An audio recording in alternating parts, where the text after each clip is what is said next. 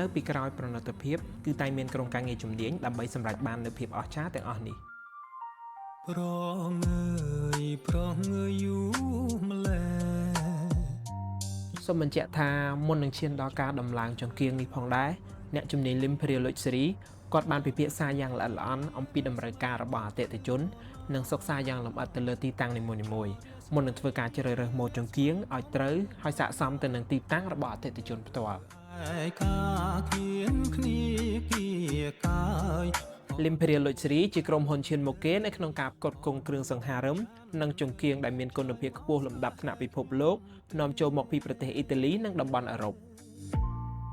រូបបងនៅចិត្តពើហើយប្រសិនបើលោកអ្នកមានចំណាប់អារម្មណ៍ហើយត្រូវការផលិតផលដែលធ្វើឲ្យគេអាឋានរបស់លោកអ្នកកាន់តែអស្ចារ្យ Imperial Luxury ជាជម្រើសដ៏ល្អសម្រាប់លោកអ្នកបានអូនមកបីថ្នាំងធ្នម